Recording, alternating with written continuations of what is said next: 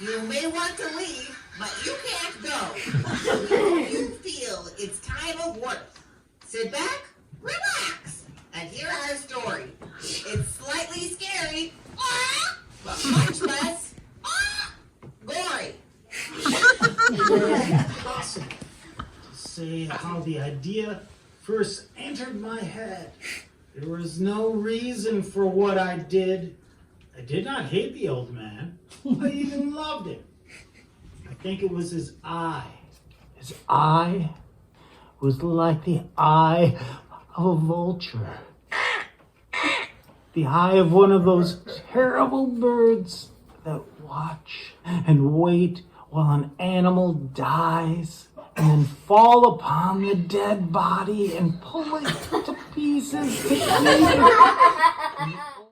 And so I finally decided I had to kill the old man and close that eye forever. I was more than usually careful as I opened the door. The hands of a clock moved more quickly than did my hand. Never before had I felt so strongly of my own power. I was now sure of success. Now I could hear a quick, low, soft sound, like the sound of a clock heard through a wall. It was the beating of the old man's heart. I tried to stand quietly. The sound grew louder.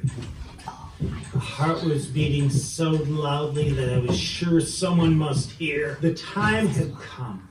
I rushed into the room crying, "Die! Die!" I fell upon him and held the bed covers tightly over his head. Still his heart was beating. I smiled as I felt that success was near. For many minutes that heart continued to beat. At last, the beating stopped.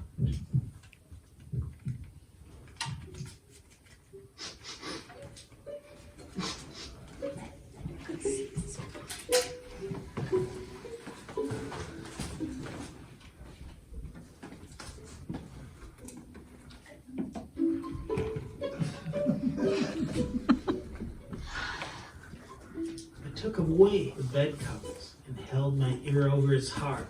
There was no sound. Yes, he was dead. Dead as a stone. You should have seen how careful I was to put the body where no one could find it. I pulled up the boards that formed the floor and put the body there. Then I put the boards down again, carefully, so carefully, that no human eye could see that they had been. Once upon a midnight brewery. Is that you speaking to me, Siri? Hi, I'm Siri. Something rapping around at my door. Who's there? Never. Never who? Nevermore. Nevermore? I've never heard of you. Detective Nevermore. Oh, the police? Come in. My easy, quiet manner made him believe my story. Suddenly, I knew that the sound was not in my ears. It was not just inside my head. At that moment, I must have become quite white. I talked still faster and louder, and the sound too became louder. It was a quick, low, soft sound. The sound of a clock heard through a wall, a sound I knew well. Louder it became and louder. I pushed my chair across the floor to make more noise, to cover the terrible sound. I talked even louder. I was suffering more than I could bear. Louder, louder, louder. Suddenly I could bear it no longer. I pointed at the boards and cried, "Yes! Yes! I killed him! Pull up the boards and you shall see I killed him! But why does his heart not stop beating? Why does it not stop?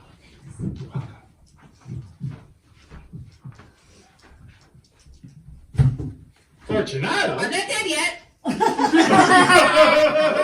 seems quite true. Yep, my vulture eye feels a lot better. Fortunato, how are you? I'm glad you're finally awake. That WebMD advice really does work. I'll let you two catch up. My job here is done. Thanks, Police Raven.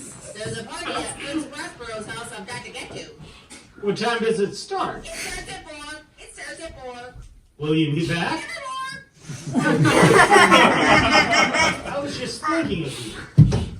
I have bought a full cask of a fine wine, which they tell me is Amontillado. But Amontillado?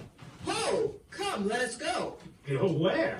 To your vaults to taste the wine. No, my friend, no. I can see that you are not well, and the vaults are cold and wet. I do not care. Let us go. I'm well enough. The cold is nothing. Here, Fortunato, drink some of this fine Madá. It will help to keep us warm. Drink. Thank you, my friend. I drink to the dead who sleep around us. And I, Fortunato, I drink to your long life.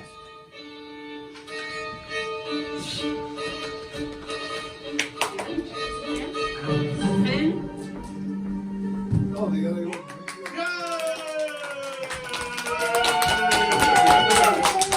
No, we're wrong. I knew it too. Oh, look at that great spider web. Great spider web. Yeah, that's good. It's not great. Oh, wow. It could be better. Good job. Fine wine indeed, but the Amontillado. Gosh, it is farther on. Come. Your vaults are many and large. There seems to be no end to them. We are a great family and an old one. It is not far now, but I can see you are trembling with the cold. Come, let us go back before it is too late. It is nothing, but let us go on. But first, another drink of your milk. Go on. Go in. The Amontillado is in there. I've reached the back wall.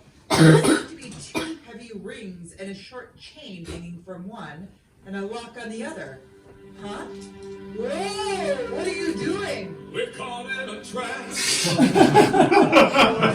I can't walk out because I love you too much, What is wrong? What are you baby. doing? I'm caught. Why did you chain me to the wall? That's a very good joke indeed. Many times we will laugh about it as we drink our wine together. Of course. As we drink the Amontillado. But is it not late? Should we not go back? They will be expecting us. Let's go. Yes. Let us go. Monsieur, for the love of God. Yes. For the love of God. Fortunato. Fortunato. I gotta get back to the birthday party.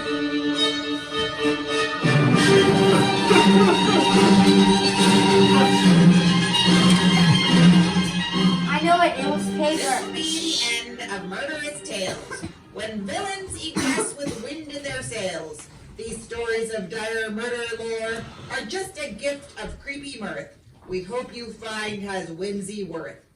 We're gathered here with love and cheer, some with juice and some with beer. 315 more since Timothy William Regan's birth. With the people that love him the most on earth. Oh. Happy birthday.